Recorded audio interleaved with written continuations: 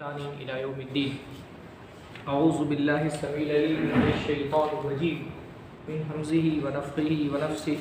بسم الله الرحمن الرحيم.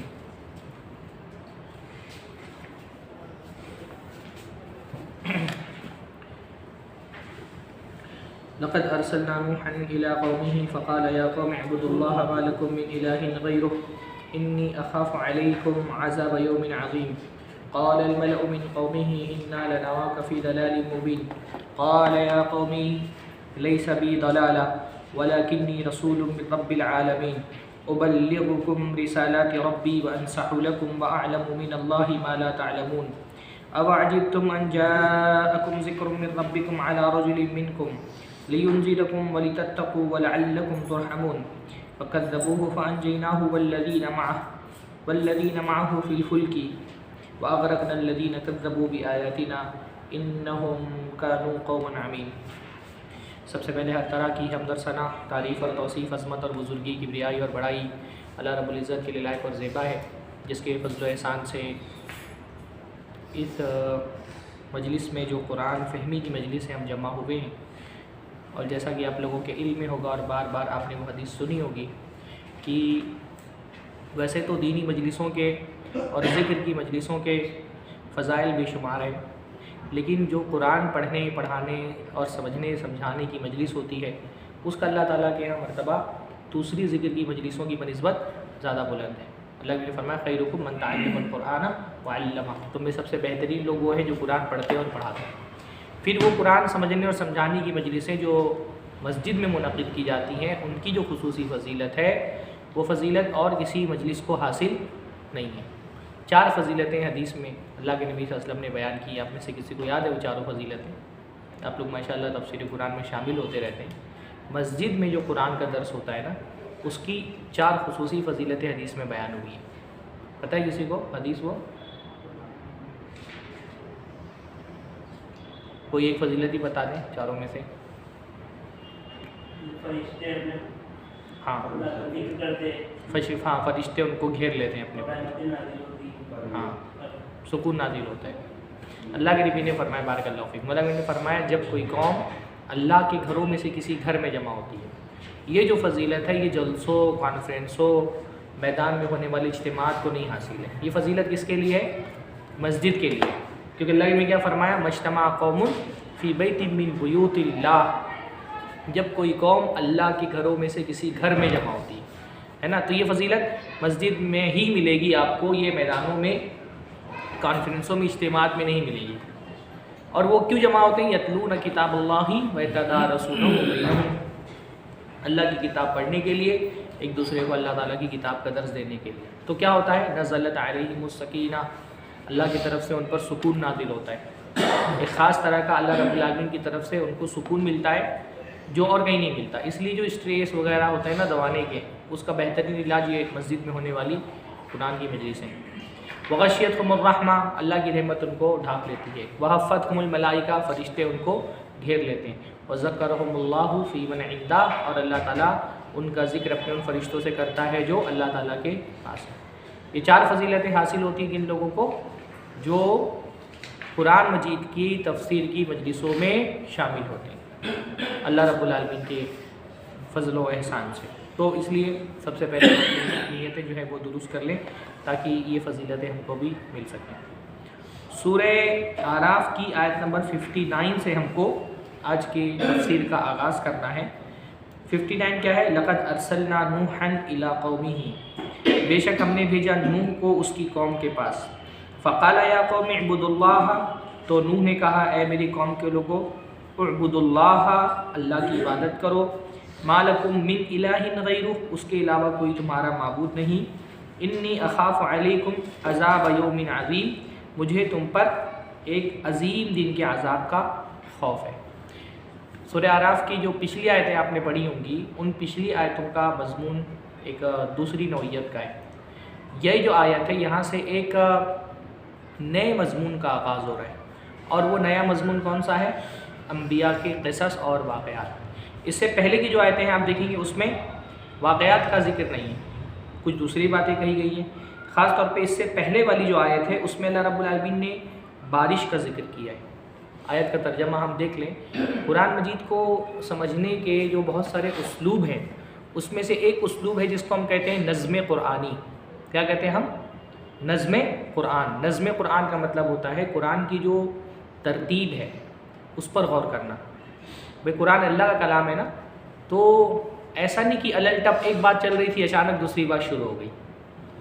ہم کو بظاہر ایسا لگتا ہے کہ بھئی یہ تو بات کچھ اور چل رہی تھی، اچانک کوئی اور دوسرا موضوع شروع ہو گیا، لیکن یہ جو ایک مضمون ختم ہونے کے بعد دوسرا مضمون شروع ہوتا ہے، ان دونوں مضامین کا آپس میں ایک دوسرے سے ربط ہوتا ہے، تعلق ہوتا ہے، مناسبت ہوتی ہے۔ تو فہم قرآن اور تدبر قرآن میں ایک بات یہ بہت اہم ہوتی ہے کہ آپ اس پر غور کریں، اور مفسرین اس پہ بہت کچھ لکھتے رہتے ہیں۔ تفسیر کی کتابوں میں آپ کو مناسبت ما قبلہا، اس سے پہلے والی آیت کی اس آیت سے کیا مناسبت ہے، اس پر آپ کو بہت تفصیل ملے گی کہ بھئی یہ جو آیت آئی ہے اس سے پہلی آیت کا مضمون تو مختلف تھا، اب یہ آیت کا مضمون مختلف ہے، تو پچھلی آیت کے مضمون کا اس آیت کے مضمون سے کیا تعلق ہے۔ مناسبت، قرآن کی مناسبت ہے نا، آیتوں کی آیتوں سے مناسبت۔ اسی طرح آیت کے درمیان جو مضامین ہوتے ہیں ان کی مناسبت، جیسے شیخ سعدی رحمہ اللہ انہوں نے اپنے اصول قرآن میں، جو اصول تفسیر کی کتاب ہے، اس میں انہوں نے بڑی پیاری بات لکھی ہے کہ قرآن میں تدبر کا ایک طریقہ یہ بھی ہے کہ جو اللہ تعالیٰ کی صفات آتی ہے نا اکثر قرآن کے آیت کے آخر میں، تو وہ صفات ایسی کوئی بھی صفت آ جاتی ہے، کوئی بھی اللہ نے ایسے اپنی مرضی سے بیان کر دیا نہیں، ان صفتوں کا قرآن کے اس مضمون سے، یعنی اس آیت کے مضمون سے بہت گہرا تعلق ہوتا ہے کہ بھئی یہاں پر یہ مضمون ہے تو اس مضمون کے حساب سے وہ جو کانٹیکسٹ ہوتا ہے، اس کے اندر جو ایک کنٹینٹ ہوتا ہے، اس کنٹینٹ کی مناسبت سے آخر میں اللہ تعالیٰ کی کوئی صفت آتی ہے۔ تو یہ بھی ایک طریقہ ہے قرآن مجید کو سمجھنے کا، اور ایک سوال کرنا چاہیے قرآن پڑھتے ہوئے کہ بھائی بات تو یہ چل رہی تھی، اب اس بات کے پس منظر میں ایک نئی بات شروع ہو گئی، تو اس نئی بات کا یہ جو نیا مضمون شروع ہو رہا ہے، جیسے اب یہاں سے کیا ہے، یہاں سے آگے پڑھیں گے آپ تو مسلسل انبیاء کے واقعات بیان ہوئے، حضرت نوح کا واقعہ بیان ہوا، پھر حضرت عاد کا واقعہ بیان ہوا، حضرت ہود کا واقعہ بیان ہوا، پھر حضرت صالح کا واقعہ بیان ہوا، پھر اس کے بعد جو ہے وہ حضرت لوط علیہ السلام کا واقعہ بیان ہوا۔ اب آگے تک کے آپ کو مسلسل جو واقعات ملیں گے وہ انبیاء کے واقعات ملیں گے، قصص ملیں گے، انبیاء کی حکایتیں ملیں گی۔ تو یہ جو ایک نیا مضمون شروع ہوا ہے، اس کی پچھلی آیت سے کیا مناسبت ہے؟ بات سمجھ آ رہی کہ نہیں میری؟ ہاں، جو پیچھے کی آیت ہے اس آیت سے اس مضمون کی کیا مناسبت ہے؟ پچھلی آیت کیا ہے؟ اللہ تعالیٰ نے پچھلی آیت میں بارش کا ذکر کیا ہے۔ اللہ نے فرمایا، پڑھا، یہ تو آیت آپ نے پڑھی ہوگی نا پچھلی تفسیر میں، ہاں اس سے پہلے والی آیت آپ لوگوں نے تفسیر میں پڑھی ہے نا؟ کافی لمبا گیپ، اچھا لمبا گیپ ہو گیا وہ، تو میں تھوڑا سا خالی اشارہ میں کر دیتا ہوں۔ وَهُوَ الَّذِي يُرْسِلُ الرِّيَاحَ بُشْرًا بَيْنَ يَدَيْ رَحْمَتِهِ، اللہ رب العالمین ہی ہے جو اپنی رحمت سے پہلے ہواؤں کو بھیجتا ہے خوشخبری بنا کر کے۔ آپ نے بھی اصل میں ہمارے یہاں ممبئی میں تو بارشیں اچانک ہو جاتی ہے نا، چلتے چلتے اچانک بارش ہو جاتی ہے، اچانک رک جاتی ہے، تو ہم لوگوں کو اس کا اتنا تجربہ نہیں ہے، لیکن دیہات میں آپ نے یہ دیکھا ہوگا کہ بارش سے پہلے کیا ہوتا ہے، تیز ہوائیں چلتی ہیں، پتہ ہے؟ ہاں، پہلے تیز ہوائیں چلتی ہیں، ان تیز ہواؤں سے اندازہ ہو جاتا ہے کہ بارش ہونے والی ہے، پھر ہلکی ہلکی بوندا باندی ہوتی ہے، پھر جو ہے وہ مکمل بارش ہوتی ہے۔ تو اللہ نے فرمایا کہ یہ جو بارشیں، یہ جو ہوائیں ہیں، یہ کیا ہیں؟ بشرم بین یدی رحمتی، اللہ کی رحمت آنے سے پہلے اللہ کی طرف سے کیا ہوتی ہے؟ خوشخبری ہوتی ہے۔ یہاں رحمت سے کیا مراد ہے؟ آپ لوگ انگیج نہیں ہو رہے ہیں آج، مزہ نہیں آ رہا ہے بولتے ہوئے۔ رحمت سے کیا مراد ہے یہاں پر؟ اللہ، ہاں برسات ہے نا، رحمت سے پہلے اللہ ہوائیں بھیجتا ہے، مطلب برسات بھیجتا ہے۔ اچھا ایک بات اور میں بتاؤں آپ کو، قرآن مجید میں ایک لفظ آیا ہے ریاح اور ایک لفظ آیا ہے ریح۔ ریح اور ریاح میں کیا فرق ہے؟ ریح کا مطلب ہوا ہوتا ہے اور ریاح مطلب ہوائیں، ریاح مطلب ہوائیں۔ ریح جو ہے وہ سنگولر ہے اور ریاح جو ہے وہ کیا ہے؟ ڈورل۔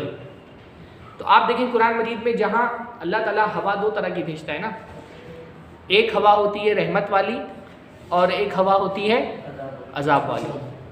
جہاں پر عذاب والی رحمت، عذاب والی ہوا کا ذکر ہے، وہاں سنگولر لفظ آیا ہے، ری آیا ہے، ریحن سرسرا۔ ہاں، جہاں پر جہاں پر عذاب والی ہوا کا ذکر ہے، وہاں کیا آیا ہے؟ سنگولر لفظ آیا ہے۔ اور جہاں پر عذاب والی ہوا کا ذکر ہے وہاں کیا آیا ہے؟ پلورل آیا ہے. کیا وجہ ہو سکتی ہے اس کی؟ یہاں پہ پلورل آیا ہے نا، یہاں رحمت والی ہوا کا ذکر ہے نا، تو یہاں پہ ریاح آیا ہے پلورل، تو اس کی کیا وجہ ہو سکتی ہے؟ اسی کو تو کہتے ہیں قرآن میں تدبر کرنا. سوچئے، عذاب والی ہوا واحد آئی ہے، سنگولر آئی ہے، اور رحمت والی ہوا پلورل ذکر آیا ہے، تو دونوں میں فرق کیوں کیا گیا؟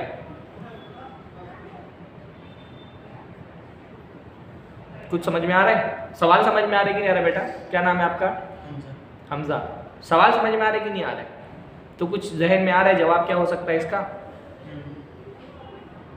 ایک ہوا چلتی ہے تو اچھا خوشخبری، ہاں یہ تو ہے.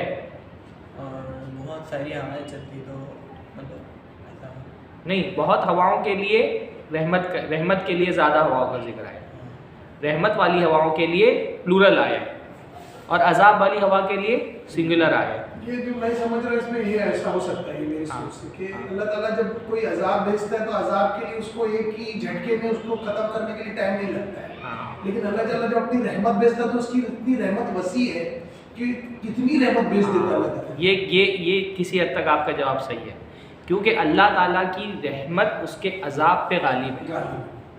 اللہ کی رحمت جو ہے وہ اس کے عذاب پر غالب ہے، اس لیے رحمت والی ہواؤں پہ پلورل آیا کہ بھئی رحمت زیادہ ہے نا، اور عذاب جو ہے وہ کیا ہے؟ رحمت سے کم ہے. یعنی بیشتر اللہ ہوائے رحمت کے لیے بھیجتا ہے، کبھی کبھی ہوائے عذاب کے لیے آتی ہیں. تو اللہ نے خود فرمایا کہ میرا غضب میری رحمت پر غالب ہے، اس لیے رحمت والی ہواؤں کے لیے جمع کا لفظ آیا، اور عذاب والی ہوا کے لیے سنگولر لفظ آیا. آئی سمجھ میں بات؟ ہاں، بارک اللہ فیکم. حتی اذا قلت سحابا ثقالا سقناہ لبلد میت فانزلنا به الماء، یہاں تک کہ وہ جب ہوائیں جو ہے بادلوں کو اٹھا کے لے جاتی ہیں، بھاری بھاری بادل ہوتے ہیں اور ہوائیں کیا کرتی ہیں؟ ان بادلوں کو اٹھا کر کے لے جاتی ہیں، تو ہم مردہ زمین کو اس سے سیراب کرتے ہیں. فانزلنا به الماء، اور اس سے پانی اتارتے ہیں. فاخرجنا به من كل الثمرات، اور اس سے ہر طرح کے پھل ہم پیدا کرتے ہیں، نکالتے ہیں. كذلك نخرج الموتى لعلكم تذكرون، ایسے ہی ہم مردوں کو زندہ کریں گے. والبلد الطيب يخرج نباته بإذن ربه، جو پاکیزہ زمین ہوتی ہے، صاف ستھری زمین ہوتی ہے، اس سے اللہ رب العالمین کے حکم سے تو پیداوار ہوتی ہے. والذی خبث لا يخرج الا نکدا، اور جو خراب زمین ہوتی ہے اس خراب زمین سے بہت کم پیداوار نکلتی ہے. کذالک نصرف الآیات لقوم یشکرون، ہم ایسے ہی اپنی نشانیاں بیان کرتے ہیں شکر گزار قوموں کے لیے. تو اللہ نے کیا فرمایا؟ آسمان سے اترنے والی بارش تو ایک ہی ہوتی ہے نا، پر یہ اترنے والی بارش جب پاکیزہ زمینوں پہ برستی ہے، اچھی زمینوں پر برستی ہے، تو کیا ہوتا ہے؟ خوب نباتات، الگ الگ طرح کے پھل، پودے، اناج، گھاس پھوس جانوروں کے لیے سب اگتے ہیں. وہی بارش ایک بنجر زمین پہ برستی ہے تو اس سے کچھ اگتا ہے؟ ہاں، اس سے کچھ نہیں اگتا. لا یخرج الا نکدا، اس میں سب گھاس پھوس ہی نکلتی ہے، تھوڑا سا بھوسا ہی نکلتا ہے، اس سے کوئی اناج. بات سمجھ رہے ہیں نا؟ بارش کے پانی میں کوئی کمی ہے؟ بارش کا پانی تو اللہ کی رحمت والا ہی ہے، پر وہ رحمت والا پانی جب کسی فرٹیلائز زمین پر گرتا ہے تو بہترین قسم کے اناج، نباتات، پھل پھول پودے اگتے ہیں. اور وہی پانی سیم پانی نا، پانی میں تو کوئی فرق نہیں ہے، وہی پانی جب کسی شوریدہ زمین پہ گرتا ہے، پتھریلی زمین پہ گرتا ہے، تو اس سے کچھ نہیں اگتا. کسی بنجر زمین پہ گرتا ہے تو گھاس پھوس بھوسا بس اگتا ہے اور کچھ نہیں اس سے ملتا ہے. تو اللہ تعالیٰ کی پانی میں تو کوئی کمی نہیں ہے نا. جیسے اللہ تعالیٰ زمینوں پر پانی نازل کرتا ہے، ان سے اچھی زمین سے اچھا پودا اگتا ہے اور خبیث زمین سے بھوسے اگتے ہیں، ویسے ہی اللہ تعالیٰ کی ایک رحمت اور نازل ہوتی ہے آسمان سے. اور وہ رحمت کون سی ہے؟ وحی کی رحمت. وحی کی رحمت جو اللہ رب العالمین رسولوں کے ذریعے سے زمین پر بھیجتا ہے کہ نہیں؟ اب یہ وحی کا جو رحمت نازل ہوتی ہے، یہ جب پاکیزہ دلوں پہ اترتی ہے تو اس سے اچھے عمل اور کردار کے پھل اگتے ہیں. اور یہی وہی والی رحمت، یہی آیتیں قرآن کی، یہی حدیثیں، یہی حکمت کی باتیں جب خبیث دل والے سنتے ہیں ان کا کفر اور بڑھ جاتا ہے، ان کا شرک اور بڑھ جاتا ہے، ان کے دل پر کوئی اثر نہیں ہوتا، ان کے کردار میں کوئی خوبی پیدا نہیں ہوتی۔ تو پرابلم کس کا ہے؟ آسمان سے اترنے والی رحمت کا یا زمین کا؟ پرابلم کہاں ہے؟ ہاں بولیے، پرابلم زمین میں ہے نا۔ جیسے پانی تو جو اچھی زمین پہ برسا تو نباتات اگ گئیں، اور بنجر زمین پہ برسا کوئی فائدہ نہیں ہوا، ایسے ہی اللہ کی رحمتیں، اللہ تعالیٰ کی آیتیں پاکیزہ دلوں کو جب پاکیزہ دل اس کو سنتے ہیں فوراً وہ کھل جاتے ہیں، کردار کے اندر جو کمالات ہوتے ہیں، خوبیاں ہوتی ہیں، وہ ابھر کے آ جاتی ہیں، ایمان بڑھ جاتا ہے۔ اور وہی پاکیزہ آیتیں جب ایک خبیث دل کا آدمی سنتا ہے اس کا کفر اور بڑھ جاتا ہے، اس کی شبہات اور قبیح ہو جاتے ہیں۔ بات سمجھ میں آ رہی ہے نا؟ بات سمجھ میں آ رہی کہ نہیں آ رہی ہے؟ تو اللہ تعالیٰ نے پہلے جو فزیکل رحمت ہے نا پانی کی شکل میں اس کا ذکر کیا، اب یہاں سے اللہ تعالیٰ اپنی رحمت وحی کا ذکر شروع کر رہے ہیں۔ دونوں کا کنیکشن سمجھ میں آ رہا ہے کہ نہیں مضمون کا؟ پہلے پانی کا ذکر کیا، اب یہاں سے کون سی رحمت کا ذکر ہو رہا ہے؟ رحمت وحی کا، ہے نا؟ وہاں پہ رحمتیں جو ہے وہ بارہ کا ذکر ہے، بارش کا ذکر ہے، جو بارش کی اللہ کی رحمت ہے۔ پر جیسے آسمان سے اللہ تعالیٰ بارش کی رحمت اتارتا ہے، ویسے اللہ تعالیٰ آسمان سے وحی کی رحمت اتارتا ہے۔ تو اب بارش کی رحمت اتارنے کے بعد، اس کا ذکر کرنے کے بعد اللہ تعالیٰ جو وحی کی رحمت ہے اس کا ذکر شروع کر رہا ہے۔ کیا فرما رہا ہے اللہ؟ لقد ارسلنا نوحا الی قومہ، ہم نے نوح کو بھیجا اس کی قوم کے پاس۔ بھائی بات سمجھ میں آ رہی؟ میں کنیکٹ نہیں ہو پا رہا ہوں آج، آپ لوگ رسپونڈ نہیں کر رہے ہیں۔ ہاں کہ تقریر کر دو ایسی بس بیٹھ کر کے، درس دینا ہے نا؟ نہیں تو میں تو خطیب ہوں، میں تو ابھی تقریر شروع کر دوں گا تو رکوں گا نہیں میں پھر۔ ہاں آپ مجھ کو نہیں روکیں گے تو میں تو پھر شروع ہو جاؤں گا تقریر کرنا، تو تقریر نہیں کرنا ہے آج نا انشاءاللہ تعالیٰ۔ بات سمجھ میں آ رہی کہ نہیں آ رہی ہے؟ مجھے آ رہی ہے بات سمجھ میں؟ ہاں کہ یہ اس آیت سے پہلے پانی کا ذکر تھا، جو اللہ کی رحمت ہے وہ بھی آسمان سے اترتی، اس آیت سے رحمت وحی کا ذکر شروع ہو گیا، اور یہ پھر کنٹینیو یہ ذکر چلے گا۔ کہاں تک چلے گا؟ یہ پھر 4-5 انبیاء کا ذکر سورۃ الاعراف میں آئے گا، حضرت نوح کا، حضرت صالح کا آئے گا، حضرت ہود کا آئے گا، بہت سارے انبیاء کا ذکر آئے گا۔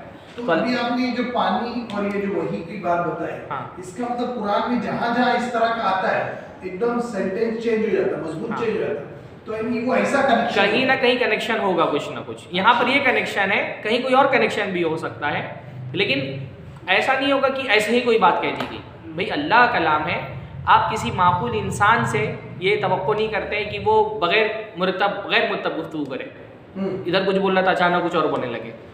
ایک معقول انسان سے بھی یہ توقع نہیں کی جاتی کہ اس کی گفتگو کیا ہو؟ غیر مرتب ہو۔ تو اللہ تعالیٰ سے آپ کیسے توقع کر سکتے کہ وہ ایسے ہی بغیر کسی مناسبت کے ایک بات کر رہا تھا اچانک دوسری بات کرنے لگے؟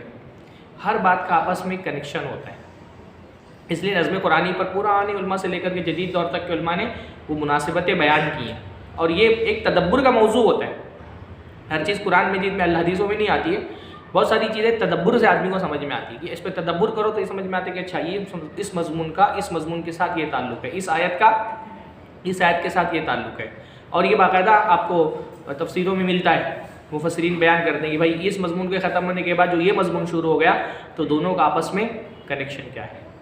کیونکہ ابھی تک ہم لوگ میں جو پڑھتا تھا ایسی جیسا کہ آپ نے بتایا وہ بارش ہے اور یہ ابھی وہی کا تو ایسا لگتا تھا نہیں اللہ تعالیٰ ہے، یہ قرآن ہے، اللہ تعالیٰ کو جیسا کرنا تھا نہیں، قرآن مجید جو ہے وہ ایک شاندار جیسے عمارت ہوتی ہے نا، عمارت میں ہر چیز منظم ہوتی ہے، تو قرآن مجید میں ہر چیز جو ہے وہ بہت منظم ہے، بس اس میں تدبر کرنے کی ضرورت ہے، سوچنے کی ضرورت ہے، اس میں جتنا غور فکر کریں گے۔ اختلاف بھی ہوتا ہے علماء کا، بعض علماء کہتے ہیں اچھا یہ مناسبت پائی جاتی ہے، بعض علماء کہتے ہیں یہ مناسبت پائی جاتی ہے، لیکن مناسبتیں بہرحال پائی جاتی ہیں۔ تو فرمایا لقد ارسلنا نوحا الی قومہ، ہم نے بھیجا رسول کو اس کی قوم کے پاس۔ حضرت نوح علیہ السلام کے بارے میں آپ سب واقف ہیں، دنیا میں سب سے پہلے نبی جو آئے وہ کون تھے؟ حضرت آدم علیہ السلام، اور جو سب سے پہلے رسول آئے وہ کون تھے؟ حضرت نوح علیہ السلام۔ سب سے پہلے جس رسول نے اپنی قوم کو شرک سے رکنے کی دعوت دی وہ کون تھی؟ حضرت نوح علیہ السلام۔ حضرت نوح علیہ السلام سب سے پہلی وہ شرک قوم تھی جس نے شرک شروع کیا انسانی تاریخ میں۔ اس سے پہلے شرک نہیں کیا جاتا تھا، لیکن ان کے کچھ نیک لوگ تھے جیسے کہ بہت ابن عباس وغیرہ سے روایتوں میں مروی ہے کہ ان کے کچھ نیک لوگ تھے اور انہوں نے کیا کیا، جب ان کی موت ہو گئی تو فرشتہ آیا، کہا کہ ان کے بت بنا کر کے رکھ لو، ان کو دیکھو گے تو اللہ یاد آئے گا۔ تو انہوں ایک نسل نے بت بنا کر کے رکھ لیے۔ جب وہ نسل ختم ہو گئی تو دوسری نسل کے پاس شیطان آیا، کہا تمہارے جو باپ دادا تھے وہ انہی بتوں کی عبادت کرتے تھے، اور پھر انہوں نے ان بتوں کی عبادت کرنا شروع کر دی۔ پھر اس شرک سے جو آغاز ہوا شرک کا، یعنی شرک کا جو آغاز ہوا انسانی تاریخ میں وہ اولیاء پرستی سے ہی ہوا ہے نا۔ نوح علیہ السلام کے قوم کے جو لوگ تھے، جن لوگوں کی پوجا کرتے تھے، کیا وہ لوگ جن کی پوجا کی جاتی تھی وہ کوئی گنہگار اور فاسق فاجر لوگ تھے؟ نہیں، قوم کے نیک لوگ تھے، ان نیک لوگوں کی قوم والے پوجا کرتے تھے۔ تو جو انسانیت میں شرک کا آغاز ہوا وہ کہاں سے ہوا؟ ولی پرستی سے، کہ ولیوں کو لوگوں نے اپنا معبود بنا لیا۔ یہ جو ہمارے یہاں ایک قبر پرست طبقہ ہے نا، وہ بولتا ہے بھئی ہم تو جو ہے وہ نیک لوگوں کو اللہ کے مقابلے میں پکارتے ہیں۔ تو یہ جو قوم نوح بھی جن لوگوں کو پکارتی تھی وہ کوئی فاسق فاجر گنہگار لوگ نہیں تھے، وہ کون تھے؟ قوم کے نیک لوگ تھے، اولیاء اللہ تھے، جن کو یہ لوگ اپنے دعاؤں میں پکارتے تھے اور ان کی عبادتیں کرتے تھے۔ تو لقد ارسلنا نوحا الی قومہ، تو جب قوم والوں نے شرک کرنا شروع کیا تو اللہ تعالیٰ نے کیا کیا؟ نوح کو اس کی قوم کے پاس بھیجا۔ عام طور پہ اللہ تعالیٰ کی سنت یہی رہی ہے کہ اللہ تعالیٰ نے ہر نبی کو اس کی قوم ہی کے درمیش میں بھیجا ہے۔ نارملی یہی ہوتا تھا نا کہ قوم ہی کے کسی فرد کو رسول بنا کر کے قوم میں دعوت و تبلیغ کے لیے بھیجا جاتا تھا۔ ایک دو ایکسیپشنز آپ کو مل سکتے ہیں، جیسے حضرت شعیب کے بارے میں بعض مفسرین نے کہا ہے کہ وہ کسی دوسری قوم کی طرف بھی رسول بنا کے بھیجے گئے تھے۔ حضرت لوط علیہ السلام اپنے سسرال والوں کی طرف رسول بنا کر کے بھیجے گئے تھے۔ تو ایک دو ایکسیپشنز کے علاوہ نارملی اللہ رب العالمین کی سنت کیا رہی ہے کہ کسی قوم میں اگر رسول بنا کر کے بھیجنا ہے تو وہ باہر کا آدمی نہیں ہونا چاہیے، وہ اسی قوم کا کوئی فرد ہونا چاہیے۔ آگے اس لیے آپ بار بار دیکھیں گے کہ غیر عاد اخاہم ہودا، عاد کے پاس ان کے بھائی ہود کو بھیجا، ہاں الی ثمود اخاہم صالحا، سمود کے پاس ان کے بھائی صالح کو بھیجا۔ اکثر اللہ تعالیٰ نے یہی کیا ہے کہ اگر ایک قوم میں دعوت و تبلیغ کا کام کرنا ہے تو اسی قوم کے کسی فرد کو رسول بنا کر کے بھیجا گیا۔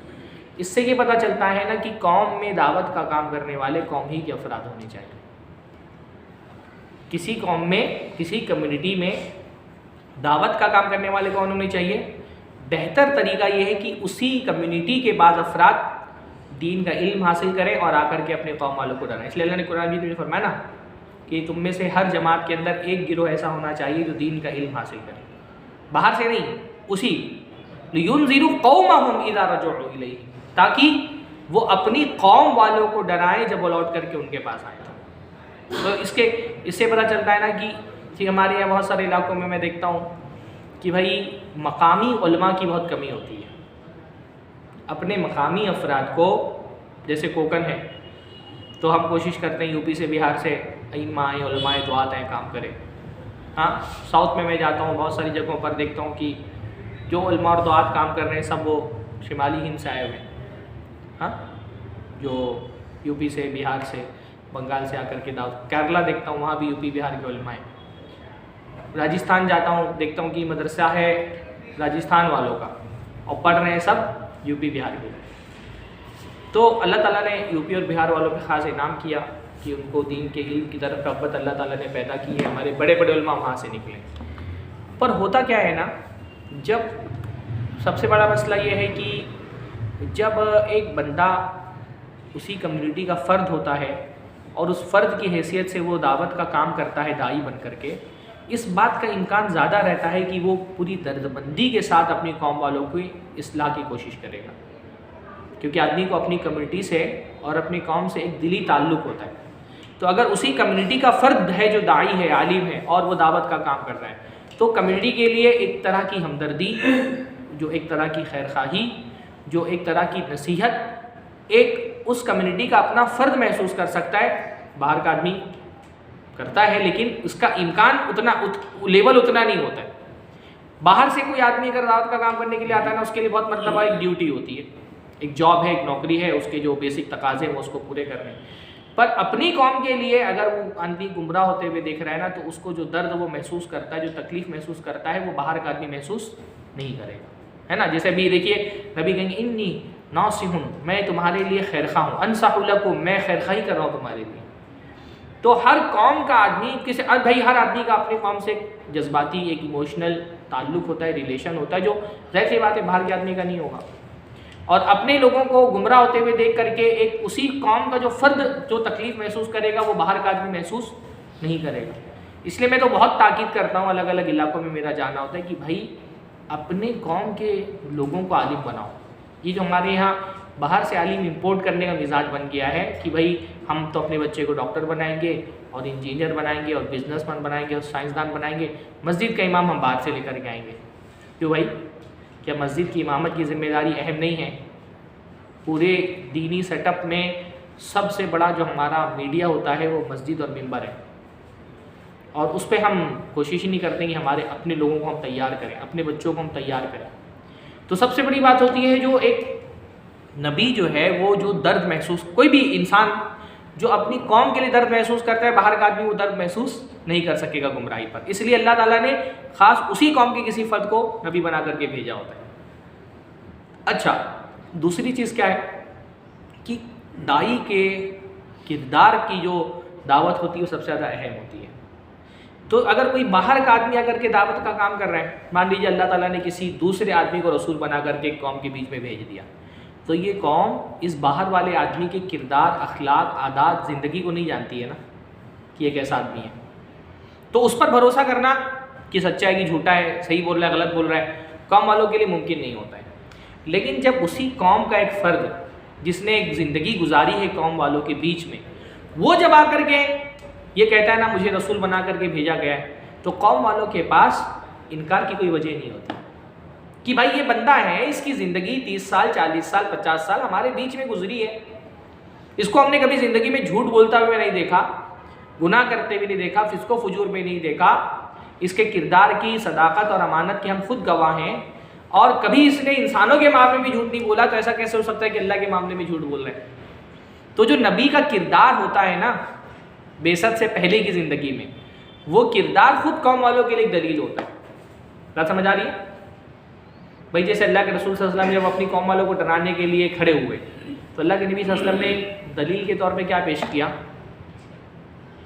وہ واقعہ پتہ ہے کہ نہیں پتہ ہے؟ جب اللہ کے نبی صلی اللہ علیہ وسلم نے سارے قوم کے لوگوں کو جمع کیا اور اللہ تعالیٰ کی طرف بلایا، توحید کی دعوت دی، تو دلیل کے طور پہ اللہ کے نبی نے کیا پیش کیا؟ مطلب میں اگر آپ کے کہوں کہ ہاں لشکر ہے تو کیا آپ کو سب نے کہا کہ لوگوں نے مانا ہے نا؟ جب اللہ کے نبی، یہ کیا تھا؟ یہ اللہ کے نبی کا کردار تھا، اور یہ کردار قوم والوں کی نظر میں تھا۔ اللہ کے رسول نے فرمایا اگر میں کہوں کہ پیچھے سے ایک لشکر حملہ آور ہونے والا ہے، تم مانو گے کہ نہیں مانو گے؟ لوگوں نے کہا ما جربنا علیک الا صدقا۔ جانتے تھے اللہ کے رسول کو نا، کیوں جانتے تھے؟ کیونکہ اللہ کے رسول کوئی باہر سے نہیں آئے تھے، اللہ کے رسول اجنبی نہیں تھے، اللہ کے رسول اسی قوم کے فرد تھے، ان کے بیچ میں رہے تھے۔ جیسے قرآن کی آیت ہے نا لبثت فیکم عمرا من قبلی، میں نے ایک لمبی عمر تمہارے ساتھ گزاری ہے، تو تم مجھے جانتے ہو۔ قوم کا فرد ہونے کے ناطے میں کوئی اجنبی آدمی نہیں ہوں تمہارے لیے، میرا کردار کھل کر کے تمہارے سامنے ہے، میری امانت، صداقت، عدالت کی تم خود گواہ ہو۔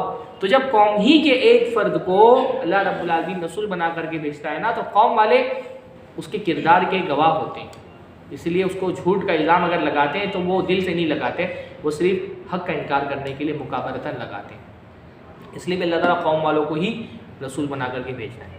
اچھا، قوم والوں کو رسول بنا کر کے بھیجنے کی ایک اور حکمت کیا ہوتی ہے؟ لسان، زبان۔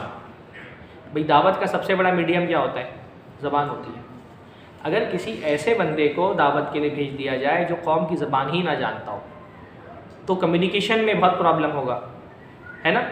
اس لیے اللہ نے کیا فرمایا قرآن کے اندر الا بلسان قومی ہی، ہم نے جب بھی رسول بھیجا قوم والوں کی زبان ہی میں بھیجا، کیونکہ دعوت کے لیے زبان کی بڑی اہمیت ہوتی ہے، اور اگر جس کو دعوت دینا ہے اس کی زبان الگ ہو، جو داعی ہے اس کی زبان الگ ہو، تو ایک کمیونیکیشن گیپ رہ جائے گا، ترسیل نہیں ہو پائے گی معنی کی، ہے نا؟ کنیکٹ نہیں ہو پائیں گے لوگ، اجنبی زبان بولنے والے سے لوگ کنیکٹ نہیں ہو پاتے۔ تو اس لیے اللہ تعالیٰ نے ایک وہی زبان بولنے والا، قوم کی زبان بولنے والا ہی نبی رسول بنا کر کے دنیا میں بھیجا، تاکہ لوگ ایک دوسرے سے کنیکٹ کر سکیں، ایک دوسرے کی بات کو سمجھ سکیں۔ میں خود یہ دیکھتا ہوں نا، بہت سارے علاقوں میں یہ پرابلم ہوتا ہے کہ داعی جو ہے اس کی زبان الگ ہے، وہ بھائی شمالی ہند سے آیا ہے، اور مدعو جو قوم ہے وہ جنوبی ہند سے ہے، کوکنی ہے مان لیجئے. اب وہ کیا ہوتا ہے، دونوں میں کامن ہے اردو، لیکن دونوں کی مادری زبان اردو نہیں. ان کی مادری زبان اودھی ہے، ان کی مادری زبان کوکنی ہے، مراٹھی ہے، تمل، تیلگو، ملیالم ہے. تو وہ جو کنیکشن ہونا چاہیے آپس میں وہ کنیکشن نہیں ہو پاتا، جو معانی کی ترسیل ہونی چاہیے. جب اگر اپنی ہی قوم کے افراد کھڑے ہو کر کے دعوت کا کام کریں گے تو اس کی زبان قوم کی زبان کے موافق ہوگی. اس لیے بھی اللہ تعالیٰ نے ہر رسول اسی قوم میں سے بھیجا. تو فرمایا لقد ارسلنا نوحا الی قومہ، ہم نے رسول ایک نوح کو اب اس کی قوم کے پاس رسول بنا کر کے بھیجا. قال یا قوم اعبدوا اللہ ما لکم من الہ غیرہ، تو نوح نے کہا اے میری قوم، یا قومی اعبدوا اللہ، اللہ کی عبادت کرو، ما لکم من الہ غیرہ، اس کے علاوہ کوئی تمہارا معبود نہیں ہے. اب اس میں بہت ساری باتیں ہمارے لیے غور و فکر کی ہیں. سب سے پہلی چیز ہے یا قومی، اے میری قوم کے لوگوں. یہ جو ایکسپریشن ہے نا میری قوم کے لوگوں، اس ایکسپریشن میں محبت ہے، تعلق کا اظہار ہے، ایک دوسرے سے الفت کا اظہار ہے. جب یہ کسی چیز کو ہم اپنی طرف منسوب کر کے بلاتے ہیں تو یہ محبت کے اظہار کے لیے ہوتا ہے نا. جیسے بھائی بیٹے کو ایسے بلانا ہو تو آپ نام سے بلا لیں گے، عبداللہ ادھر آؤ، عبد الرحمن ادھر آؤ. لیکن جب آپ کہتے ہیں اے میرے بیٹے، تو اس میں کیا ہوتا ہے، اپنی طرف منسوب کر کے جب آپ پکار رہے ہوتے ہیں تو آپ ایک طرح سے محبت کا اظہار کر رہے ہیں اس کے ساتھ. تو یہ انبیاء کو سکھایا جاتا، اللہ تعالیٰ کی طرف سے سکھایا گیا کہ جو مدعو ہے اس سے محبت کا اظہار کر کے، تعلق کا اظہار کر کے، جو تعلق ہے تمہارا، جو بھی تعلق ہے اس تعلق کا اظہار کر کے اس کو دعوت دو. حضرت ابراہیم علیہ السلام کو دیکھیں، جب اپنی قوم کو، اپنے والد کو بلا رہے ہیں تو بار بار کیا کہہ رہے ہیں، یا ابتی، اے میرے ابا. حضرت لقمان علیہ السلام کو دیکھیں، جب اپنے بیٹے کو نصیحت کر رہے ہیں تو کیا کر رہے ہیں، یا بنیا، اے میرے بچے. تو یہ طریقہ ہوتا ہے. اللہ رب العالمین نے حضرت موسیٰ علیہ السلام کو اور حضرت ہارون علیہ السلام کو جب فرعون کے پاس رسول بنا کر کے بھیجا تو کیا فرمایا یا قول لہ قولا لینا، فرعون سے جا کر کے نرمی سے بات کرنا. تو یہ جتنے بھی آپ دیکھیں گے نا انبیاء کے یہاں یہ اسلوب پایا جائے گا کہ جب اپنی قوم والوں کو دعوت دے رہے ہیں تو ان سے ہمدردی کا اور جو تعلق اللہ نے رکھا تھا اس تعلق کا اظہار کر رہے ہیں. یا قومی، اے میری قوم کے لوگوں، ہے نا. اس سے کیا ہوتا ہے، مدعو کو، جو اس کو ہم مدعو مطلب جس کو ہم دعوت دے رہے ہیں، اس کو سمجھ میں آ رہا ہے کہ سامنے والا میرا دشمن نہیں، وہ ہم ہی کا ہے، ہم میں سے ہی ایک فرد ہے، وہ ہم کو اپنے آپ سے جوڑ رہا ہے. تو جب وہ تعلق بنتا ہے نا، اس تعلق کا حوالہ جب آتا ہے تو سامنے والا اور سے سنتا ہے کہ آپ میری قوم کے ہو، میں آپ کی قوم کا ہوں، میں کوئی باہر سے نہیں آیا ہوں، میں آپ کا خیر خواہ ہوں. یہ جو ہمارے یہاں پہ ایک جملہ بولا جاتا ہے نا، غیر قوم کے لوگ، یہ کہاں سے آ گئے غیر قوم کے لوگ بھائی؟ ہاں، جو غیر مسلموں کے لیے ہمارے بولتے ہیں نا غیر قوم کے لوگ، تو وہ غیر قوم کے تھوڑی ہیں. کہیں نہ کہیں جا کر کے جو بھی ہم لوگ ہندوستان میں رہنے والے ہیں، کہیں نہ کہیں جا کر کے ہماری قومیت یعنی نسل کے اعتبار سے ملی جاتی ہے. جو ہم لوگ براؤن کلر کے زیادہ تر لوگ ہیں، ہم میں سے بیشتر لوگ جو تھے وہ ہمارے آبا و اجداد ہندو ہی تھے. ہندوستان میں آ کر کے آباد ہوئے، پھر نسلیں بڑھیں اور اسلام جب یہاں پر آیا تو لوگوں نے اسلام قبول کیا. بہت قلیل تعداد ہندوستان میں مسلمانوں کی ایسی ہے جن کے آبا و اجداد عرب سے واقعتاً آئے تھے، ہاں، جن کا نسب اور نسل عرب سے ملتا ہے. وہ بھی خالص نہیں رہ گیا، اس میں بھی نکاح ہوئے اور الگ الگ لوگ شامل ہوتے گئے. بیشتر جو ہندوستانی لوگ ہیں وہ کون ہیں، ان کے آبا و اجداد ہندو تھے، کافر تھے. تو نسلی اعتبار سے تو ہندوستان میں بسنے والی تقریباً ساری قومیں ایک نسل سے، ایک قوم سے ہیں. بات سمجھ میں آ رہی میں کیا بول رہا ہوں؟ جو ہندوستان کے اکثر لوگوں کی آبادی ہے وہ ایک ہی قوم کے لوگ ہیں. اس میں بہت قلیل تعداد ایسے لوگوں کی ہے جو افغانستان سے آئے ہیں، یا کچھ لوگ جو ہیں وہ عرب سے آئے ہیں، جیسے کوکن کے خطے میں کچھ ہیں بھائی وہ یمن سے آئے ہیں یا عراق سے آئے ہیں. بیشتر لوگ جو ہیں وہ کون ہیں، یہ ہندوستان میں رہنے والے ہیں، یہیں پر پیدا ہوئے. ان کے 3 4 5 6 نسلوں کے بیچ سے آپ جائیں گے تو آپ کو کوئی براہمن مل جائے گا، کوئی دلت مل جائے گا، کوئی جو ہے وہ چھتری مل جائے گا، الگ الگ مذہب کے ماننے والے مل جائیں گے.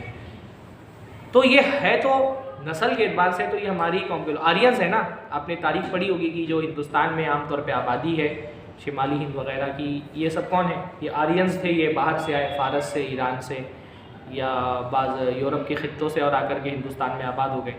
اور جو دراوڑ قوم ہے جو شمالی ہند کی، وہ ایک یہاں کی مقامی آبادی ہے جو پہلے سے یہاں پر آباد تھے. کہنے کا یہ مطلب ہے کہ دین کے اعتبار سے تو ہم مسلمان ہیں، آپس میں مسلمان ایک دوسرے کے بھائی ہیں،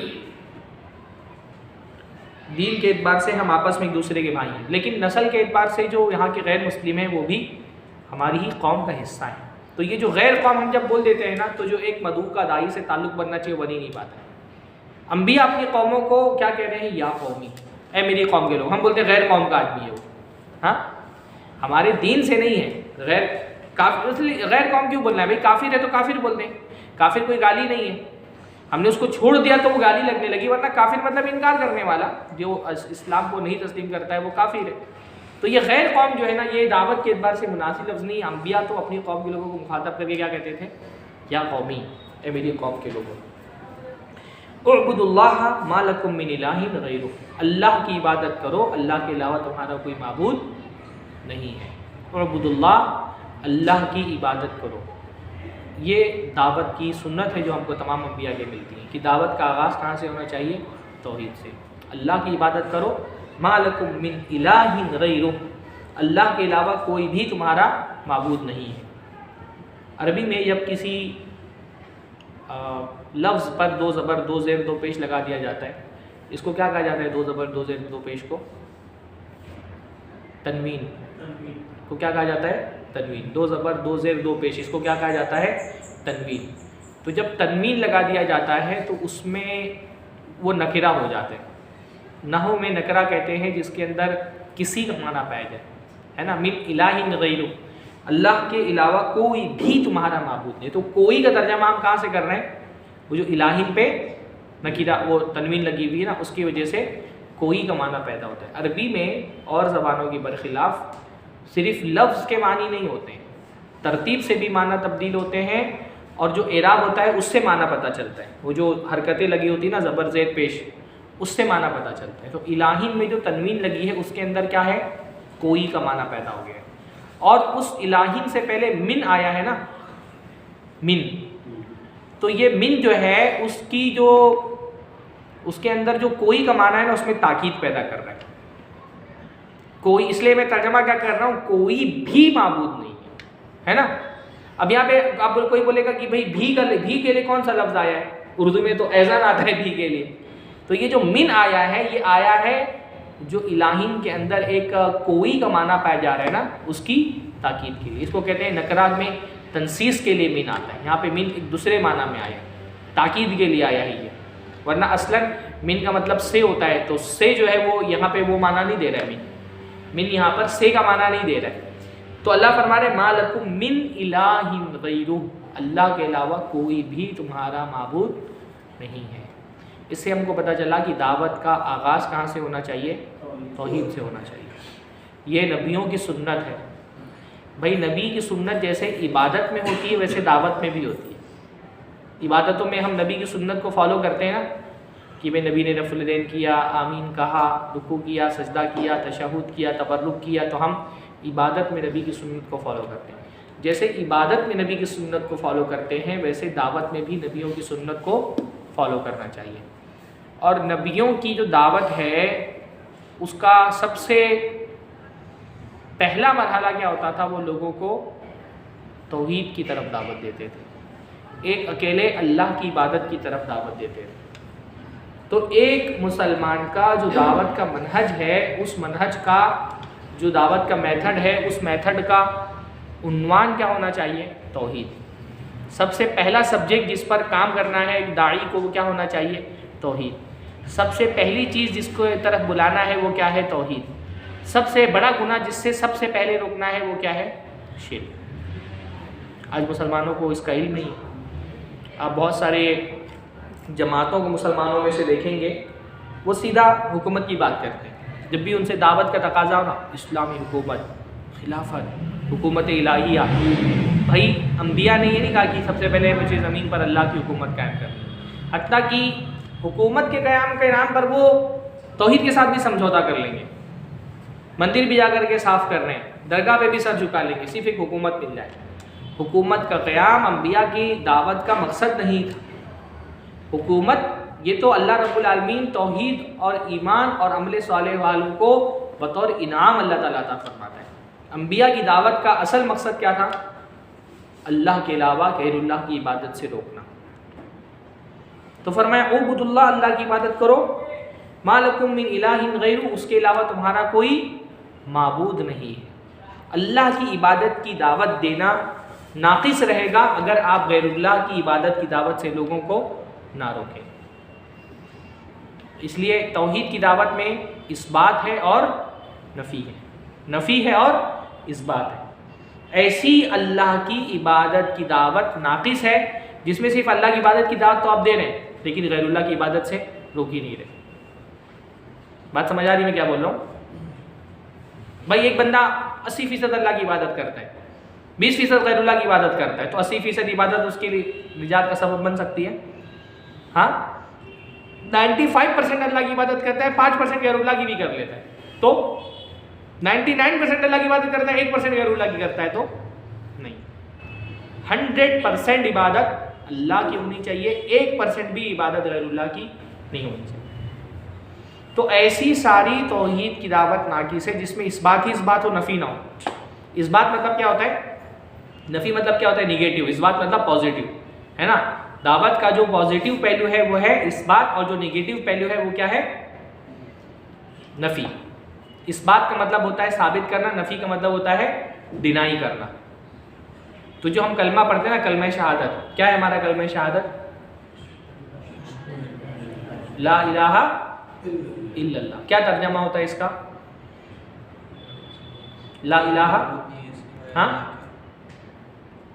کوئی اللہ کے سوا کوئی معبود نہیں، ہاں اللہ کے علاوہ کوئی معبود حقیقی نہیں ہے نا۔ لا الہ بحقین اصل میں ہے نا، تو لا الہ نہیں ہے کوئی معبود برحق، نہیں ہے کوئی سچا معبود۔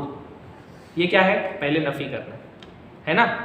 الا اللہ، سوائے اللہ کے، یہ کیا ہے؟ اس بات۔ ہمارے کلمے میں نفی پہلے ہے، بعد میں اس بات ہے۔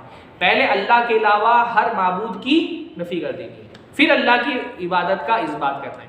صرف عبد اللہ بولیں گے، اللہ کی عبادت کرو، اللہ کی عبادت کرو، اور ما لکم من الہ غیرہ نہیں بولیں گے تو آپ کا دعوت ناقص رہے گی۔ آج کے دور میں بہت سارے مسلمان اللہ کی عبادت کی دعوت تو دیتے ہیں لیکن شرک سے نہیں روکتے۔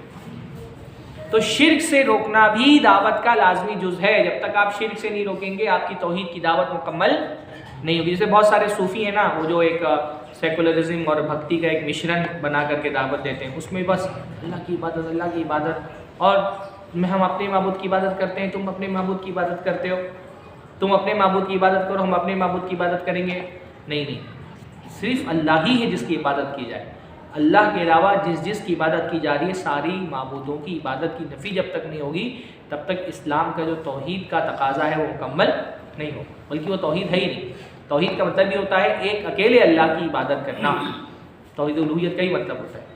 تو جب تک کہ ہر پوجے جانے والی ہستیوں کی، اشیاء کی نفی نہ کر دی جائے تب تک توحید مکمل نہیں ہوتی ہے۔ تو اللہ کی عبادت کی دعوت دی، لیکن اس کے ساتھ ساتھ کیا کیا؟ ان سارے معبودوں کی نفی کر دی جو اللہ کے علاوہ دنیا میں پوجے جا رہے ہیں۔ انی اخاف علیکم عذاب یوم عظیم، مجھے تم پر ایک عظیم دن کے عذاب کا خوف ہے۔ اخاف، میں ڈرتا ہوں، مجھے خوف ہے۔ یہ بھی کہہ سکتے تھے نا کہ تم ڈرو، تو تم ڈرو نہیں کہا، بلکہ کیا کہا؟ اخاف، مجھے ڈر ہے۔ اس میں ایک ہمدردی کا پیغام ہے کہ نہیں؟ ایک ہوتا تھا ڈرو اللہ تعالیٰ کے عذاب سے، ہے نا، اور یہاں پہ کیا فرما رہے؟ مجھے ڈر ہے، یعنی میں تم سے، آدمی کو کس کے بارے میں ڈر ہوتا ہے؟ جس سے وہ محبت کرتا ہے نا، اسی کے نقصان سے ڈرتا ہے نا۔ تو اخافو کہہ کر کے اپنی قوم سے اپنی ہمدردی کا اظہار کر رہے ہیں۔ کیوں میں زیادہ گہری بات ہو گئی کہ سمجھ میں نہیں آ رہی ہے؟ بھائی دیکھو، ایک ہوتا ہے نا بھائی ڈرو کہ اللہ کا عذاب ہے، اور ایک ہوتا ہے مجھے ڈر ہے تمہارے بارے میں۔ تو مجھے تمہارے بارے میں ڈر ہے، اس کا کیا مطلب ہے؟ کہ میں تمہاری فکر کرتا ہوں، تم سے محبت کرتا ہوں۔ آدمی کو جس کی فکر ہوتی ہے، جس سے محبت ہوتی ہے، جس سے ہمدردی ہوتی ہے، جس سے غمخواری ہوتی ہے، اسی کے بارے میں تو فکر کرتا ہے کہ کہیں یہ عذاب میں گرفتار نہ ہو جائے۔ تو یہ کہنے کے بجائے کہ تم ڈرو، کیا فرما رہے ہیں؟ اخافو، میں ڈرتا ہوں۔ تو اس میں اپنے تعلق کا اظہار کر رہے ہیں کہ میں تمہارا ہمدرد ہوں، خیر خواہ ہوں۔ جیسے اللہ نے فرمایا نا، ان مثلی و مثلکم کمثل رجل اوقد نارا، میری مثال اور تمہاری مثال اس آدمی کی طرح ہے جس نے آگ جلائی۔ جب آگ جلائی تو پتنگے اس آگ میں کودنے لگے۔ جیسے پتنگے آگ میں کودتے تو کیا ہوتا ہے؟ جل کر کے بھسم ہو جاتا ہے۔ وہ سمجھتے ہیں یہ روشنی ہے اور اس میں کود جاتے ہیں، اور وہ آگ ہوتی ہے اور اسی میں جل جاتے ہیں۔ شمع جو ہے وہ پروانہ جو ہے وہ شمع پر فدا ہو جاتا ہے۔ تو تم بھی آگ میں کود کر کے کیا کر رہے ہو؟ اپنے آپ کو جلا رہے ہو۔ وَأَنَا آخِذٌ بِحُجُزِكُمْ عَنِ النَّارِ، میں تمہاری کمر پکڑ پکڑ کر کے تم کو جہنم سے بچانے کی کوشش کر رہا ہوں، تم میرا ہاتھ چھڑا کر کے جہنم میں کودتے چلے جا رہے ہو۔ تو یہ جو اللہ کے نبی صلی اللہ علیہ وسلم تھا، اللہ کے نبی کا رویہ تھا لوگوں کو جہنم سے بچانے کا، یہ کیوں تھا؟ کیونکہ اللہ کے نبی کو لوگوں سے ہمدردی تھی نا، خیرخواہی تھی۔ اللہ کے نبی صلی اللہ علیہ وسلم نہیں چاہتے تھے کہ ایک بندہ بھی جہنم میں جائے۔ عبداللہ ابن ابی کی جب منافق تھا بہت بڑا، جب اس کی جنازے کی نماز اللہ کے نبی صلی اللہ علیہ وسلم پڑھانے کے لیے کھڑے ہوئے، حضرت عمر نے بہت روکا، یہاں تک کہ اللہ کے نبی اور عبداللہ ابن ابی کی جنازے کے بیچ میں آ کر کے کھڑے ہو گئے۔ اور اللہ کے رسول نے کہا نہیں میں تو پڑھوں گا۔ پھر اللہ نے منع فرما دیا، کہا تم کسی منافق کے بارے میں اگر 70 مرتبہ بھی مغفرت کی دعا کرو گے تو بھی اللہ اس کو معاف نہیں کرے گا۔ تو اللہ اس نے فرمایا اگر مجھے یہ پتا ہوتا کہ 71 مرتبہ دعا کرنے سے اللہ تعالیٰ معاف کر دے گا تو میں 71 مرتبہ دعا کرتا۔ یہ کیا تھا؟ لوگوں کو جہنم سے بچانے کی فکر تھی۔ اسی فکر کا اظہار اس جملے میں ہو رہا ہے، انی اخاف، مجھے ڈر ہے، مطلب میرا تم سے تعلق ہے، اس لیے مجھے تم سے ڈر ہے کہ تم جہنم میں نہ چلے جاؤ، میری قوم کے لوگ ہو، تو میں نہیں چاہتا کہ میری قوم کے لوگ جہنم میں جائیں۔ قال الملأ من قومه انا لنراك في ضلال مبين، اب جو قوم کے ملأ کہتے ہیں گروہ کو، بعض علماء نے ملأ کا مطلب کہا ہے عام گروہ کے لیے استعمال نہیں ہوتا ہے، ملأ کا مطلب ہوتا ہے جو ایلیٹ کلاس ہوتا ہے نا کسی قوم کا، جو آسودہ حال لوگ ہوتے ہیں، جو اپر کلاس کے لوگ ہوتے ہیں۔ ملأ کا مطلب ہوتا ہے بھرنا۔ تو علماء نے مفسرین نے کہا ہے کہ یہ وہ لوگ ہیں جن کے پاس اتنا مال اور دولت ہے کہ لوگوں کی آنکھیں دیکھ کے بھر گئی ہیں ان کو، ایلیٹ کلاس طبقے کا، ایلیٹ کلاس طبقہ قوم کا۔ کیونکہ انبیاء کی مخالفت کرنے والے ہر قوم میں کون لوگ تھے؟ مترفین، قرآن مجید میں اللہ نے فرمایا ہے، جو خوشحال لوگ تھے، سردار لوگ تھے، پیسے والے، جائیداد والے۔ اور یہ جو پیسے جائیداد والے ان کو ویسے ہی حق باطل سے کچھ لینا دینا نہیں ہوتا ہے، ان کو صرف اپنے مفادات سے، اپنی پراپرٹی، اپنی جائیداد، اپنے پیسے، کاروبار سے ہی کل ان کا سارا تعلق ہوتا ہے۔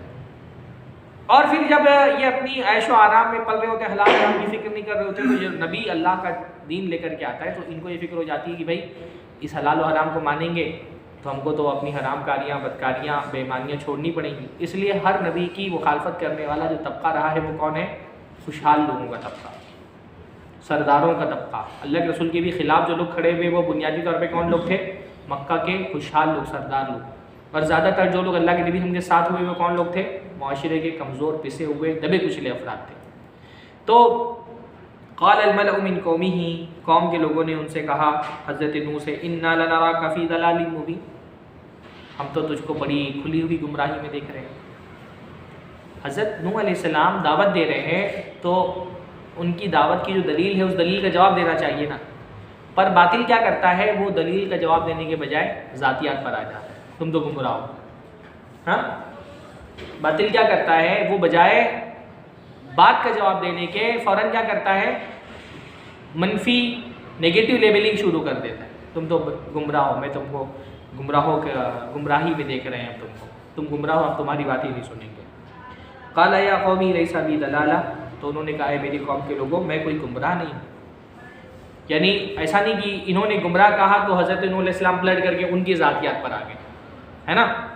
باطل کیا کرتا ہے؟ اس کے پاس آپ کی دعوت کے جواب میں جب کوئی ویلڈ پوائنٹ نہیں ہوتا ہے، کوئی اسٹرانگ آرگیومنٹ نہیں ہوتا ہے، تو وہ کیا کرتا ہے؟ آپ کی پرسنالٹی پہ حملہ کرنا شروع کر دیتا ہے۔ حضرت نوح علیہ السلام دعوت دے رہے ہیں اور قوم کے لوگ ان کی پرسنالٹی پہ حملہ کر رہے ہیں۔ جواب میں حضرت نوح علیہ السلام ان کی پرسنالٹی پہ حملہ نہیں کر رہے ہیں، بس اپنی پرسنالٹی کا دفاع کر دے رہے ہیں کہ مجھ کو کوئی گمراہی نہیں ہے۔ وَلَكِنِّي رَسُولٌ مِّن رَبِّ الْعَالَمِينَ، بلکہ میں تو سارے جہانوں کا جو رب ہے اس کا رسول ہوں، اور یہ جو پیغام بھیج رہا ہوں یہ میرا پیغام نہیں ہے، یہ تو کائنات کا جو مالک ہے اس نے مجھے یہ پیغام دے کر کے بھیجا ہے، وہ میں تم تک پہنچا دے رہا ہوں۔ بات سمجھ آ رہی ہے کہ تم مجھے گمراہ کہہ رہے ہو، میں نے اپنی طرف سے تھوڑی کوئی بات کہی ہے، یہ بات جو میں کہہ رہا ہوں یہ تو کائنات کے رب کا پیغام تھا جو میں نے تم تک کے پہنچا دیا ہے۔ ابلغکم رسالات ربی، میں کیا کرتا ہوں، تم مجھے گمراہ کہہ رہے ہو، میں گمراہ تو اس وقت ہوتا یا مجھ پر گمراہی کی نسبت اس وقت درست ہو سکتی تھی جب میں اپنی عقل اور فہم سے کوئی بات کہتا، اپنی طرف سے کوئی بات کہتا، میں نے تو اپنی طرف سے کوئی بات کہی نہیں ہے۔ ابلغکم رسالات ربی، یہ تو میرے رب کے پیغامات ہیں جو میں تم تک کے پہنچا رہا ہوں۔ ابلغکم رسالات ربی، یہ میرے رب کے پیغامات ہیں۔ رسالات سنگولر ہے کہ پلورل ہے؟ پلورل ہے۔ رسالہ کا مطلب ہوتا ہے پیغام، اور اس کی جمع کیا آتی ہے؟ رسالات، کیونکہ جو رسول ہوتا ہے وہ الگ الگ پیغام لے کر کے آتا ہے، اس کا جو مشن ہوتا ہے اس میں وہ عقیدے کی بھی پیغامات بھیجتا ہے، عبادت اللہ کی کیسی کرنی ہے، حلال حرام، اخلاقی معاملات، سماجی معاملات، معاشی معاملات، الگ الگ نوعیت کے اس کے پیغام اللہ کی طرف سے ہوتے ہیں، اس میں اخبار ہوتے ہیں، اس میں احکام ہوتے ہیں، تو اس لیے رسالات جمع کا لفظ استعمال کیا۔ وَأَنصَحُ لَكُمْ، اور میں تمہارا خیر خواہ ہوں۔ داعی کو ہمیشہ جن کو وہ دعوت دے رہا ہے یہ بات سمجھانی چاہیے کہ میں تمہارا دشمن نہیں ہوں بلکہ تمہارا خیر خواہ ہوں، تبھی وہ آپ کی بات سنے گا، تبھی آپ کی بات اس بندے پر اثر انداز ہوگی جس کو آپ دعوت کا کام جس پر کر رہے ہیں۔ اگر وہ آپ کو اپنا دشمن سمجھ لے گا تو آپ کی بات نہیں سنے گا، آپ کی دلیلوں پہ غور نہیں کرے گا۔ اس لیے داعی کا کام سامنے والے کو ہرانا نہیں، اس کو جیتنا ہونا چاہیے۔ ہم بعض مرتبہ دعوت میں ایک دم ڈیبیٹ والے موڈ میں رہتے ہیں، بس سامنے والے کو کسی طرح سے خاموش کر دیا جائے، ہم کو اس کی ہدایت کی فکر نہیں ہوتی۔ داعی ایسا نہیں ہونا چاہیے کہ بس سامنے والے کو ہرانا، ڈیبیٹ میں خاموش کرنا، اس کو ذلیل کرنا ہمارا کام۔ ہماری کوشش یہ ہونی چاہیے کہ یہ بندہ جو ہدایت کے راستے پر نہیں ہے، گمراہی کے راستے پر چل رہا ہے، ہدایت کے راستے پر آ جائے، اور اس کو اس بات کا احساس بھی دلانا چاہیے۔ انصح لکم، میں تمہارا خیر خواہ ہوں، میں تمہارا دشمن نہیں ہوں، مجھ سے کوئی تم سے میرا کوئی مفادات کا تعلق نہیں ہے، تم سے کوئی فائدہ نہیں چاہتا ہوں میں۔ جیسے نبی کہا کرتے تھے نا کہ میں لا اسألکم علیہ اجرا، میں تم سے کوئی اجر کا مطالبہ، کوئی بدلہ نہیں چاہ رہا ہوں۔ انصح لکم واعلم من اللہ ما لا تعلمون، اور میں اللہ تعالیٰ کی طرف سے وہ جانتا ہوں جو تم نہیں جانتے، ہے نا۔ اعلم من اللہ ما لا تعلمون، مجھے اللہ کی طرف سے اس چیز کا علم دیا گیا ہے جس کا علم تم کو نہیں دیا گیا، یعنی بتا رہے قوم کے لوگوں کو کہ بھائی یہ جو بات میں کہہ رہا ہوں وہ اپنے علم کی بنیاد پر نہیں کہہ رہا ہوں، یہ علم جو مجھے ملا ہے وہ اللہ تعالیٰ کی طرف سے ملا ہے۔ تو بحیثیت انسان میں اپنی اتباع اور اطاعت کی دعوت نہیں دے رہا ہوں، میں جو دعوت دے رہا ہوں وہ اس لیے کہ میں جو پیغام پہنچا رہا ہوں وہ میرا اپنا نہیں ہے بلکہ وہ اللہ کا بھیجا ہوا پیغام ہے۔ اب عجیب تم انجا ہو گیا ٹائم، ہاں ختم کر دو۔ یہ ایک دو آیتیں اور پڑھ لیتے ہیں۔ اب عجیب تم انجاکم ذکر من ربکم علی رجل منکم لینذرکم ولتتقوا ولعلکم ترحمون، کیا تم کو اس بات پر تعجب ہو گیا ہے انجاکم ذکر من ربکم کہ تمہارے پاس تمہارے رب کی طرف سے نصیحت آئی، علی رجل منکم تمہیں میں سے ایک آدمی پر۔ یہ جو قوم والوں کے ساتھ پرابلم ہوتا تھا ہمیشہ وہ یہ پرابلم رہا نا کہ وہ یہ ان کا یہ آرگیومنٹ تھا کہ بھئی اللہ کو کسی کو رسول بنا کر کے بھیجنا تھا تو کوئی سپر نیچرل قسم کی ہستی ہوتی، فرشتے آتے آسمان سے، وہ ہم کو دین کی طرف بلاتے، دعوت دیتے تو بات سمجھ میں آتی۔ یہ ہم ہی میں کا ایک آدمی جو ہمارے بیچ میں رہا ہے، پلا ہے، بڑا ہے، ایک نارمل سا انسان ہے، جس کو کیسے رسول بنا کر کے بھیجا جا سکتا ہے؟ اس کو تو ہم نے اپنی آنکھوں سے بڑا ہوتا دیکھا ہے، یہ ہمارے نظروں کے سامنے رہا ہے، جو قرآن کی آیت ہے نا کہ ما لہذا الرسول یاکل الطعام ویمشی فی الاسواق، کہ قریش کے مکہ کے جو لوگ تھے کہتے تھے یہ کیسا رسول ہے، یاکل الطعام کھانا بھی کھاتا ہے، یمشی فی الاسواق بازاروں میں بھی چلتا ہے، اس کو کیا رسول بنا کر کے بھیج دیا؟ بھائی رسول بھیجنا ہی تھا اللہ تعالیٰ کو تو کسی فرشتے کو رسول بنا کر کے بھیجتا۔ اور یہ ایک بہت بڑی وجہ قوموں کے گمراہ ہونے کی رہی ہے کہ انہوں نے یہ چاہا کہ بھئی اگر رسول آئے تو کوئی سپر نیچرل طاقت کا حامل ہے، یا تو فرشتہ آ جائے، فرشتہ خود آ کر کے اللہ سے ڈرائے، یا پھر یہ کہ اگر رسول بھی ہے تو اس کے پاس کوئی سپر نیچرل قسم کی طاقتیں ہوں، یہ ایسے اشارہ کر دے اور نہریں پھوٹ پڑیں اور سونے چاندی کے پہاڑ نکل آئیں اور باغات نکل جائیں اس کے اشاروں پر، ایسا کوئی اس طرح سے کوئی سپر نیچرل طاقت دکھائے تو ہم اس کی بات مانیں گے؟ یہ ہر زمانے میں قوم کے لوگوں نے اپنے رسولوں سے مطالبہ رکھا ہے، پر معاملہ یہ ہے کہ رسول جو آتا ہے نا وہ دنیا میں اللہ نے بندے کو امتحان کے لیے پیدا کیا ہے، اور امتحان اس بات میں ہے کہ انسان اپنی عقل سے، شعور سے غور و فکر کر کے رسول کی باتوں کو تسلیم کرے۔ اب اگر اللہ تعالیٰ کسی فرشتے کو اپنا پیغام بنا دے کر کے بھیج دے تو کس کے اندر اتنی طاقت اور ہمت ہے کہ فرشتہ آنے کے بعد بھی انکار کر دے؟ تو انکار کر سکتا ہے، تو امتحان کہاں رہ گیا پھر؟ فرشتے کا کوئی انکار، فرشتے سے کون لڑائی کر سکتا ہے؟ فرشتے سے کون آرگیومنٹ کر سکتا ہے؟ تو امتحان کا مقصد ہی فوت ہو جائے۔ اچھا فرشتوں کو تو اللہ تعالیٰ نے غیب میں رکھا ہے نا، جب غیب کے پردے اٹھ جائیں گے تب تھوڑی امتحان رہ جائے گا۔ امتحان کس بات کا ہے کہ غیب کو غیب رہتے ہوئے مان لو، جب غیب آپ کی آنکھوں کے سامنے آ جائے گا تب تو آپ مان ہی لو گے، تب ماننا کوئی فائدہ پہنچائے گا؟ جب اللہ نے اس لیے قرآن مجید میں اس آرگیومنٹ کے جواب میں کیا فرمایا کہ فرشتے آئیں گے۔ تم جو کہہ رہے ہو نا کہ فرشتے کیوں نہیں آ رہے، تو فرشتے آئیں گے، لیکن جب فرشتے آ جائیں گے تو پھر امتحان کی مہلت ختم ہو جائے گی۔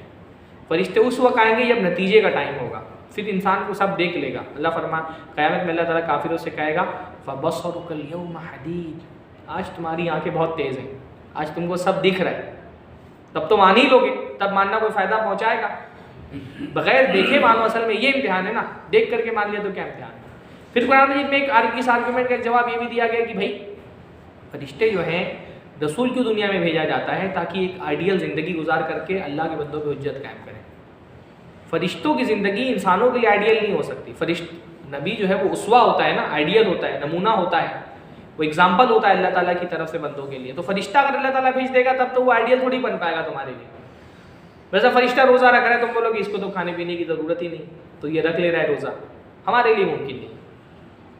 فرشتہ عبادت کر رہا ہے، تم بولو کہ اس کے تو بیوی بچے نہیں ہیں، تو اس کے لیے کیا مسئلہ ہے 5 وقت جائے مسجد میں نماز پڑھے، ہمارے بیوی بچے ہمارے لیے نماز ممکن نہیں۔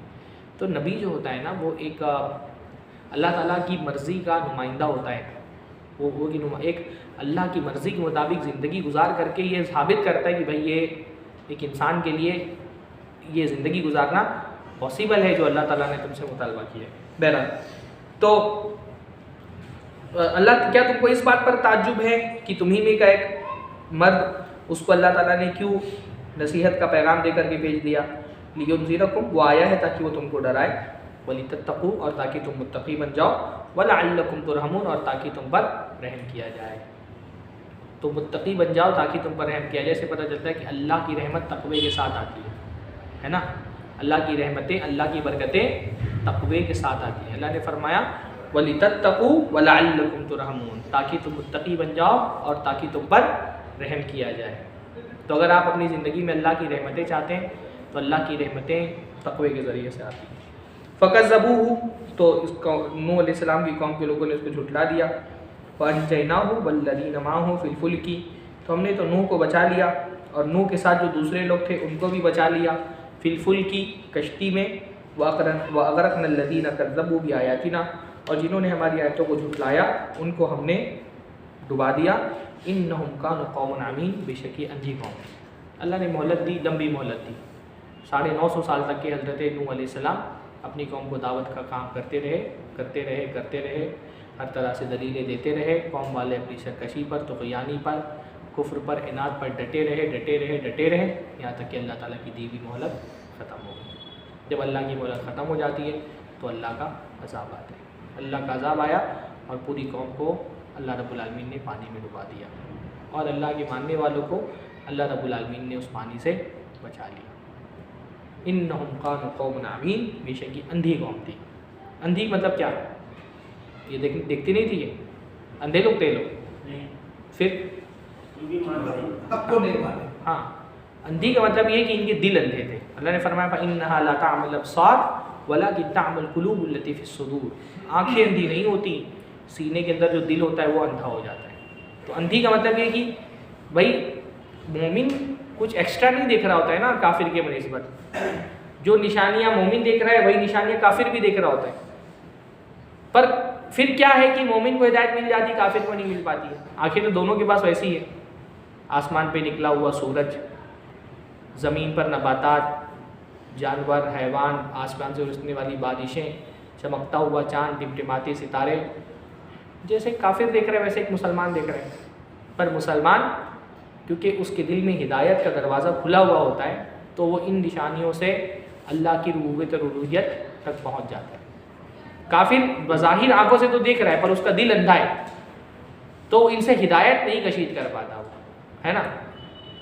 اس لیے جو اردو شاعر نے کہا ہے نا، دل بینا بھی کر خدا سے طلب. آنکھ کا نور دل کا نور نہیں، دل بینا بھی کر خدا سے طلب، یعنی دیکھنے والا دل اللہ سے مانگو. آنکھ کا نور دل کا نور نہیں. جو آنکھ، ضروری نہیں کہ آنکھ دیکھ رہی ہے تو دل بھی زندہ ہے، تو دل کا نور اللہ تعالیٰ سے مانگنا چاہیے. یہ کون لوگ تھے جن کے دل پر اللہ نے مہر لگا دی؟ تو دیکھ تو دونوں ایک ہی آنکھ سے، ایک ہی طرح سے دیکھ رہے ہوتے، پر جو ایمان کا زاویہ ہوتا ہے نا وہ کافر اس سے محروم رہتا ہے، تو وہ نشانیاں دیکھ کر کے بھی ہدایت تک کے نہیں پہنچ پاتا. تو یہ حضرت نوح علیہ السلام کا ذکر اس آیت پہ ختم ہوا. آگے حضرت ہود علیہ السلام کا ذکر شروع ہو رہا ہے، اس کو آپ لوگ انشاءاللہ آئندہ پڑھیں گے. سبحان اللہ و بحمدہ، سبحانک اللہم و بحمدک، اشہد ان لا الہ الا انت، استغفرک و اتوب الیک.